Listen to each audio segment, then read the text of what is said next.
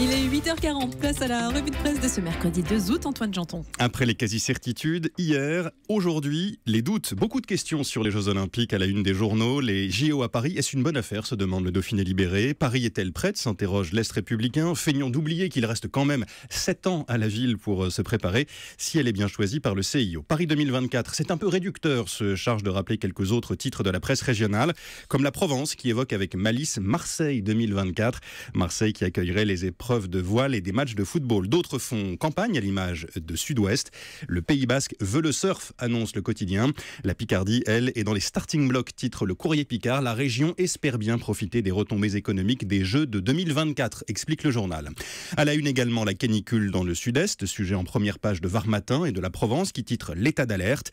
La fin de la panne à la SNCF, interview de son PDG Guillaume Pépi dans Ouest France. La SNCF épinglée pour une communication, disons, perfectible. C'est en une de l'Union. Jusqu'ici, tout va mal. Le Parisien, aujourd'hui en France, revient sur les récents soubresauts à la Maison-Blanche. Démission du tout nouveau directeur de la communication, pression exercée par le président sur l'un de ses fils, revers essuyé au Sénat, pourtant à majorité républicaine. Situation calamiteuse pour Donald Trump, écrit le journal. Trump, dont on se demande s'il pourra aller au terme de son mandat. Combien de temps peut-il tenir, demande le quotidien.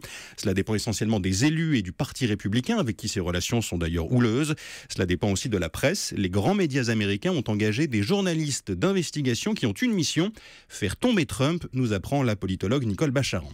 Un coup de fil, symbole de l'influence du pape François, c'est à lire dans Libération. Il y a 2 mois, tout juste le 2 juin, Emmanuel Macron fait tout pour parler au chef de l'Église catholique. L'objectif est d'avoir son soutien pour éviter que d'autres pays ne suivent les États-Unis.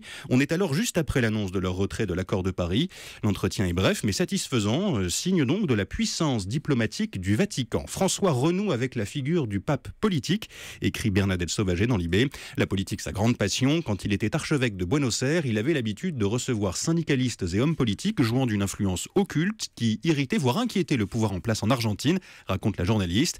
Elle explique aussi comment François a imposé sa vision de l'avenir du christianisme, un avenir qui passe selon lui par les périphéries, par le sud et non plus par l'Europe.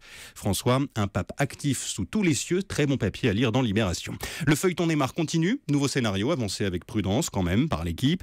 Arrivé à Paris d'ici vendredi, visite médicale dans la foulée, présentation officielle en début de semaine prochaine. Tout cela évidemment si le Brésilien est bien transféré au Paris Saint-Germain.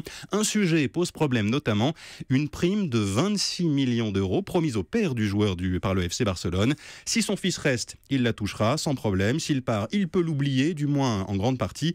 Et 26 millions, ce n'est pas facile à oublier. Ça c'est sûr.